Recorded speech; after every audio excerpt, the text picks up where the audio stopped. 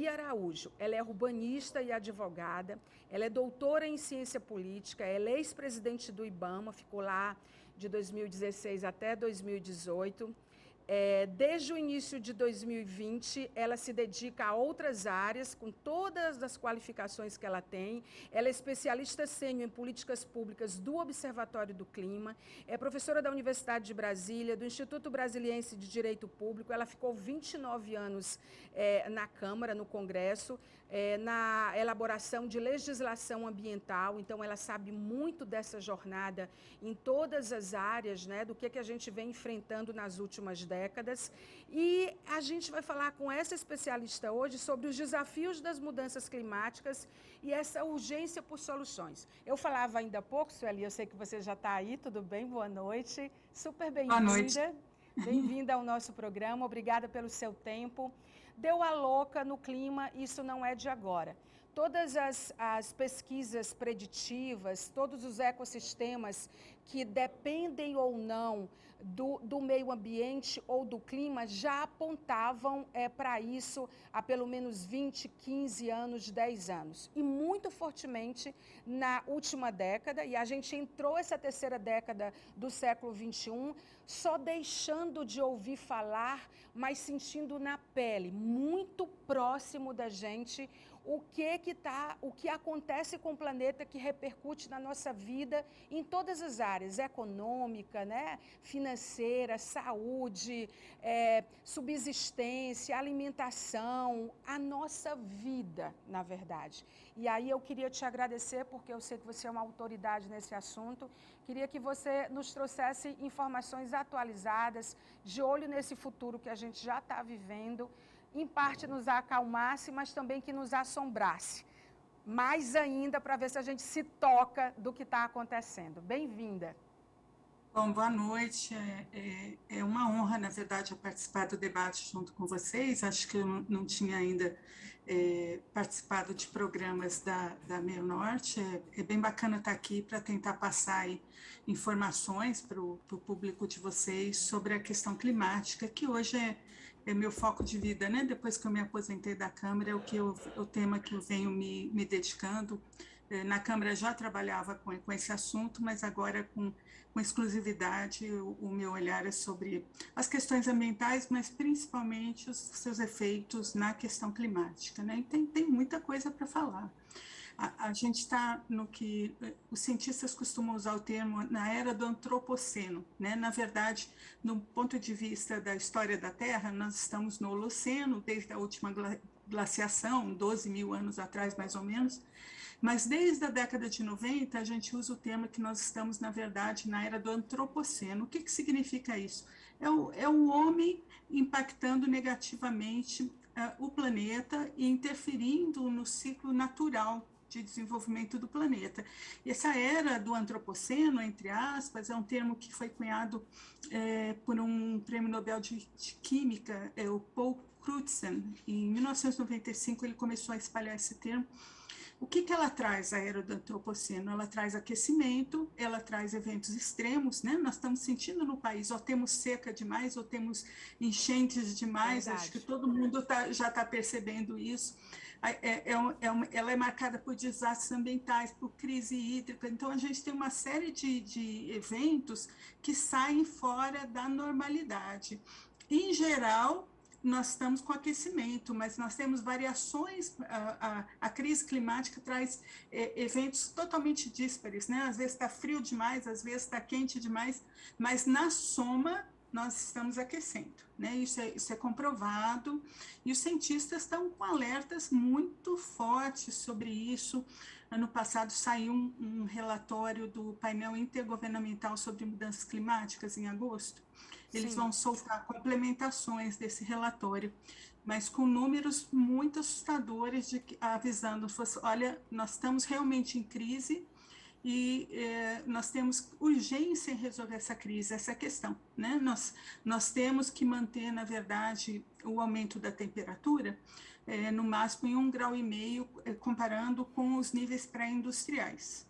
Nós já chegamos a 1,09, mas se a gente não fizer nada, a gente vai ultrapassar muito 1,5 graus, e é agora, na próxima década, porque o nível de emissões está muito alto. Esse é o alerta dos cientistas. É incrível isso. E quando você falava do mundo, em parte também do Brasil, particularmente o Brasil, quando a gente faz um mapa, quando a gente presta atenção no que vem acontecendo nos problemas climáticos do Brasil, a gente encontra o Brasil no ranking de emissão, numa posição importante de emissões de gases poluentes. A gente vê o aumento do desmatamento nos últimos anos, né? Um completo descaso em relação a isso, secas e inundações recorrentes, desequilíbrio climático, secas no Pantanal nos 3 últimos anos, escassez hídricas na bacia do Paraná em 2021, chuvas torrenciais agora acontecendo na Bahia, em Minas e em todo o Brasil de algum modo. Aqui no Piauí, que é sede do Grupo Meio Norte de televisão, no sul do estado também está tendo muitos problemas. A gente vê aqueles que têm mais visibilidade, até porque os números são maiores, né? Os estragos são maiores, mas na verdade isso está acontecendo no país inteiro. Em boa parte do país onde está chovendo, não no país inteiro. E a gente olha, mas eu sinto que ainda há... A gente vê com uma certa naturalidade a maioria das pessoas. Ainda se espera as quatro estações, aí só fala deu a louca no clima, deu a louca no tempo. Então, eu acho que a gente naturaliza aquilo que é gravíssimo e que depende da nossa vida. Quando a gente assiste multibilionários e outras iniciativas importantes da NASA e outros órgãos para investigar vida em outros planetas, a gente sente que a gente está caminhando por um caminho de precariedade, de escassez e de caos ambiental, que nessa linha do tempo, a gente não sabe o que vai acontecer, porque não vai ter tempo de construir isso em outro lugar, e eu acho que ao contrário de ir para outros lugares, sem menosprezar a pesquisa, a gente tem que valorizar o que está acontecendo aqui no planeta agora, mesmo que haja, Sueli, e aí você me corrige se eu estiver equivocada, há coisas que são já irreversíveis, que mesmo que a gente acorde, desperte, não vai dar tempo mais de voltar ao que era, não?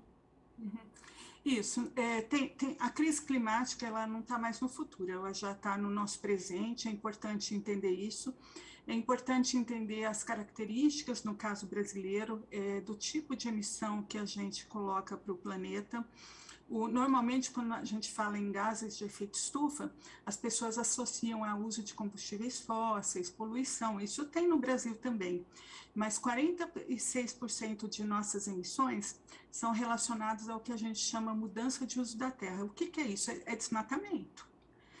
E se você somar desmatamento com as emissões da agropecuária, dá mais de 70% das emissões brasileiras. Então, a forma de enfrentar a questão climática no Brasil passa muito pelo controle do desmatamento e por atividades agrícolas sustentáveis, né, de baixo carbono. O Brasil sabe fazer isso, só que tem que expandir, né? Tem que controlar o desmatamento como meta principal aí da política ambiental, e tem que a sua agropecuária, que vende para o mundo inteiro, gera recursos para o Brasil importantes, ela tem que se transformar numa agropecuária de baixo carbono, com poucas emissões. Então, assim, nós temos que realmente passar esse recado para os brasileiros, para que eles entendam a importância disso. Vou dar um exemplo do Piauí, que você falou do sul do estado, né? Nós temos, o INPE soltou há poucos dias o desmatamento no Cerrado, e os estados do Mato Piba, eles estão disparados como grandes emissores. O maior desmatamento no Mato Piba esse ano foi do Maranhão, mas você tem números grandes em todos os estados, né? Então, não é só a Amazônia, a gente tem que também olhar para o Cerrado e ver o que está acontecendo. E o Cerrado e o sul do Piauí está nessa história, tem uma função importantíssima de manutenção do equilíbrio hídrico, né? É a nossa caixa d'água, o Cerrado. Então, não vai além da questão das emissões, a gente pode estar perdendo o que a gente tem de mais valioso, que é uma quantidade enorme de recursos hídricos disponíveis. o Brasil é muito rico nisso, mas não está com a atenção devida, né? É só olhar o desmatamento do Cerrado. Então, é importante que a população entenda, né? Sim, nós temos que reduzir combustíveis fósseis, nós temos que controlar a poluição, mas temos que enfrentar de frente a questão do desmatamento e de uma agropecuária que não se pauta pela sustentabilidade. É importante você falar sobre esses dados assim, com essa lupa em relação a nossa região, em especial esses 2 estados e, no caso, o Piauí, porque eu acho que a gente desperta para aquilo que está próximo, que é visível, não está mais distante. Aí a gente pensa, por exemplo, num impacto maior em outras escalas, na água potável, na produção de alimentos, né? Tem tanta coisa que é impactada e que vem e que também recai sobre o nosso bolso, sobre a economia, né? A dificuldade que essa agricultura familiar de sobreviver, que é grande parte do Brasil, né? A gente descobriu esse agro, e esse agronegócio também, ele adotou várias práticas que são contra a preservação do meio ambiente, mas ao mesmo tempo vem a tecnologia e pode acelerar alguns processos ou ajudar na proteção ou atrapalhar na proteção do meio ambiente. É muita coisa para a gente entender e para a gente administrar. E eu não sinto que é uma causa que é abraçada por todos, porque eu acho que nas academias, nas escolas, nos órgãos institucionais, nas empresas, no nosso dia a dia, isso tinha que ser pauta prioritária, não só ali. Você conhece, porque, por exemplo, a iniciativa de vocês do Observatório do Clima, isso é fantástico, ainda mais num país que tem números tão subnotificados. É até interessante passar a informação para as pessoas. O Observatório do Clima mantém um sistema de monitoramento das emissões brasileiras. E esse monitoramento tem dados que podem ir até o nível municipal. Então, você pode, chama SEG, S-E-E-G. Você tem informações sobre quanto cada município emite, quanto o país emite por setor, né? Mudança do uso do solo, que eu expliquei que a maior parte é desmatamento, agropecuária, energia, a parte industrial e resíduos. São os setores que o Observatório do Clima faz o monitoramento. Isso dá praticamente a totalidade das emissões brasileiras. E você entrando no sistema é fácil de usar. E os gestores públicos e quem está acompanhando, inclusive o pessoal da imprensa, você pode monitorar cada município por tipo de emissões e ver, na verdade, olha, o município que mais emitiu, acho que ano passado, ou 2020, foi São Félix do Xingu. O que é isso? É desmatamento. Se entrar no 4º maior emissor é São Paulo. São Paulo vai ser energia, vai ser indústria, né? Então, você tem como ver no sistema exatamente de que origem você está gerando emissões de gás de efeito estufa em cada local do país. É super interessante, é feito pela sociedade civil. Hoje você tem informações, inclusive em outras áreas, saindo do Observatório do Clima, sobre desmatamento, tipo de ocupação no MAP Biomas, que é um consórcio de organizações que mantém. Então, você tem muita coisa disponível. Isso deveria estar sendo debatido, na minha opinião, nas escolas, em todas, de uma forma transversal, independentemente da disciplina, para as pessoas terem consciência do que está ocorrendo nessa área no país, né? Você tem dados hoje disponíveis para o mundo quase todo, mas eu acho importantíssimo as pessoas entenderem o que está perto delas. Em todos os níveis, não é, Sueli? Em todos os níveis, no acadêmico, no escolar, no empresarial, no institucional. Acho que essa é uma pauta e uma causa que deve ser obrigatoriamente, não tem mais a opção de não ser, parte das nossas vidas. Quando a gente olha para os 10 principais, as 10 principais histórias que tiveram visibilidade, imagina aquilo que a gente não sabe, que só vocês cientistas estão pesquisando e estão fazendo esse trabalho gigante de colaborar, divulgando esses dados. Chuva histórica na Groenlândia, né? A gente teve no mundo inteiro, não só no Brasil. Texas congelado, inundações fatais em 3 continentes. A gente tem até imagens aí, não é isso, produção? A gente tem ou tem só as informações?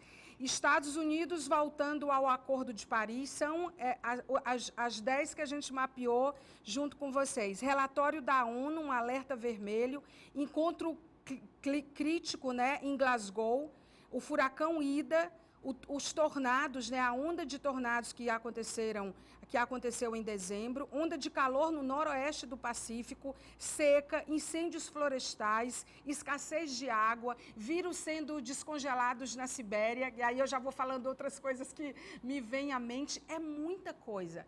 E eu acho assim que é preciso talvez escalar as prioridades, porque tudo isso impacta o planeta todo. Antes a gente não podia até escolher, né? Porque tem a questão do lixo, dos oceanos, enfim, é muita coisa. Mas no caso do Brasil, quais são as imagens que a gente tem em produção? É o ranking de Brasil mais poluente? As chuvas, né? Coloca as imagens aí para a Sueli comentar, para a gente encerrar a entrevista, trazendo essas imagens para o nosso telespectador e internauta. Essas aí são as chuvas na Bahia, né, que tem... E agora já estão em Minas Gerais, inclusive Sim. ameaçando várias barragens de mineração, Minas está um caos também. E Impressionante. Aí Minas é Minas, ó. frágil. Minas é muito frágil, porque tem muita mineração em grande parte do estado, e você coloca essas barragens em risco, né? Que a gente tem os precedentes aí de Mariana e Brumadinho, que não foram causados pelas chuvas, mas a gente sabe o que um acidente de barragem, uma tragédia, não é nem acidente, né? Uma tragédia com uma barragem, o que pode causar. Então, Minas está realmente gerando bastante preocupação. Mas tanto na Bahia quanto em Minas, o que a gente viu foram chuvas torrenciais, é o que a gente chama de eventos extremos na questão climática, né? Você tem ou a falta de chuva total, ou a chuva pegar seca no Pantanal, que sempre foi uma área, um bioma super com um monte de água, sem problema de seca. Nos 3 últimos anos, nós tivemos secas no Pantanal, e isso impulsionou a questão dos incêndios se alastraram, né? Em 2020, 30% do Pantanal queimou, né? E ano passado também teve seca. Então, assim, nessa situação você trabalha com extremos, e isso a gente está vendo esses extremos no mundo inteiro. Eu vou fazer 60 anos. Quando eu era nova, falar em incêndios florestais na Sibéria era uma coisa que a gente achava que não existia, não. Se fosse no falso e verdadeiro, a gente ia marcar, isso é um absurdo, é falso, né? Nós temos, nos últimos anos, presenciado temperaturas elevadas na Sibéria e com a seca causada incêndios florestais. Essa questão dos países mais frios, né, das áreas onde você tinha permanente questão do gelo, um problema que você tem principalmente na questão dos polos, o gelo vai derretendo, isso causa uma elevação do nível dos oceanos. É um dos grandes problemas das mudanças climáticas, porque você tem muitos países, e o nosso tá nessa lista, né, que tem ocupações na área costeira. E o Brasil cuida pouco dessa questão da adaptação à mudança, esse planejamento para a futura elevação do nível dos oceanos, que já está causando problemas em algumas áreas da nossa costa. E faz tempo que dá sinais, não é, Sueli? Faz muito tempo, deixa de ser sinal para ser muito claro, né? Ser muito evidente, né? A gente está perdendo algumas praias em vários locais da nossa costa, e os municípios não prestam atenção que eles têm que adaptar seus planos diretores e afastar as ocupações da água, porque eles vão ter problema. Né? É muito recorrente, eu acho muita falta de compromisso, entendeu, com a vida, porque é muito recorrente essa questão das áreas de risco em todas as cidades, não se faz nada. Aí diz, as pessoas querem ir, as pessoas não querem sair das suas casas. Tem que isolar, tem que proibir, tem que dar um jeito, entendeu? Tem que educar as pessoas. Combina os problemas climáticos com a ausência de gestão que olhe para a questão climática. Essa é a questão, né? Esse é o problema. Aí a gente teve a questão da escassez hídrica na bacia do Paraná, as chuvas torrenciais na Bahia, e a escassez hídrica no Paraná influencia na questão da crise energética, porque tem grandes hidrelétricas lá na bacia do Paraná. né? O Paraná, em 2021, ficou numa situação inacreditável. Ninguém imaginava que aquela bacia com tanta água chegasse a ficar com tantos problemas. Tem hidrelétricas assim que funcionam há 50 anos que tiveram problema de não geração. Não geraram, simplesmente não tinha água, né? Isso num país com as características do Brasil, que tem uma quantidade de recursos hídricos privilegiada, muito maior do que praticamente todos os outros países. Nós temos uma quantidade de recursos hídricos especial, né? Isso é inaceitável. Então, tem uma combinação de gestão, né? E, mais uma vez, no Paraná, tem a influência do desmatamento. A gente tem que, além do olhar sobre a Amazônia em relação ao desmatamento, né? Temos que olhar todos os nossos biomas, na verdade.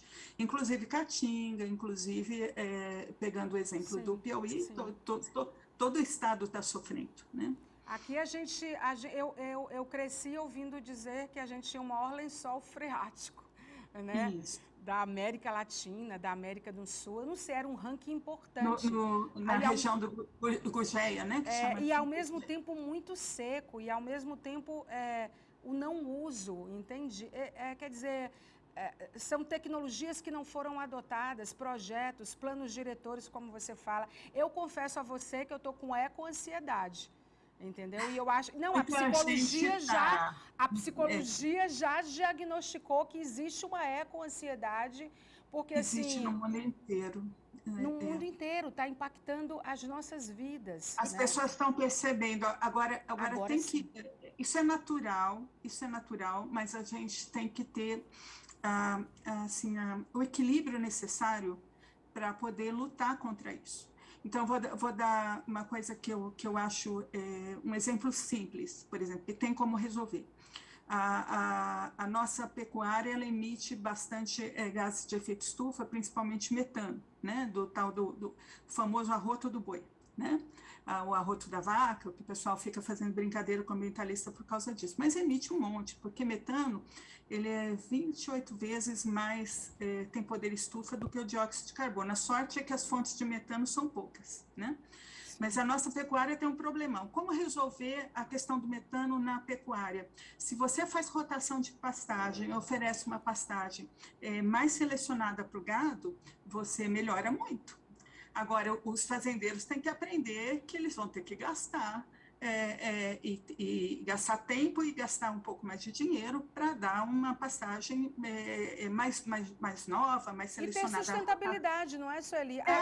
O que você está dizendo nos traz... Eu sei que a gente até precisa encerrar de modo positivo, por exemplo, falando da economia circular, que impacta muito a redução de resíduos, né? A questão das energias limpas, por exemplo. Tem várias frentes importantes, gigantes, mas o que está acontecendo é numa escala tão exponencial que, às vezes, a gente também tem que falar disso, mas tem que falar do que é bom. Inclusive, eu acho até que a minha próxima pauta, num outro programa, seria fazer o contraponto de quem está fazendo certo com a economia circular e com isso tudo. Eu conto com a sua ajuda para me ajudar. Olha, nós temos exemplos importantes, por exemplo, os parques eólicos que o Brasil está desenvolvendo, tem ampliado, eles são poderosos. Hoje, no Nordeste, uma boa parte da energia domiciliar vem dos parques eólicos. A gente tem um potencial em energia solar que tem muito como ser desenvolvido. Então, o Brasil, ele tem condições de ir para uma energia limpa. E de ser um modelo, né, para o restante do mundo. De ser um modelo. E aí você vê retrocessos, às vezes pontuais, mas que são sérios. O governo acabou de garantir compra de energia vinda de carvão mineral, que representa nem, sei lá, 3%, é um percentual bem pequenininho, não sei o número exato, da nossa matriz, mas o governo acabou de aprovar uma lei garantindo compra de energia vinda de carvão mineral, que é altamente poluente, e nós vamos ter 840 milhões de reais por ano distribuídos na conta de todo mundo que paga a conta de luz, porque o sistema é interligado, para custear essa energia com carvão mineral. Precisa. Não é melhor sentar, debater, fazer de forma clara? O Brasil sendo o Brasil. Então, eu até meu comentário, quando eu vi a lei, foi que é melhor pegar esse dinheiro e dar para 5 mil famílias que estão em Santa Catarina, lá no complexo termoelétrico que gera essa energia. É melhor dar o dinheiro para eles, para parar com isso, porque a gente tem que investir em outras, a gente tem que ir forte para eólica e forte para solar. Né? E o Brasil tem como fazer isso, tem sim. E isso, assim, eu tenho esperança, porque há uma década atrás, quando a gente falava de eólica e solar, ou um pouco mais, 15 anos atrás, parecia coisa de sonhador, e hoje a gente sabe que não é. E tem muita né? coisa que está por vir, né? Com as tecnologias aliadas, as inovações, enfim.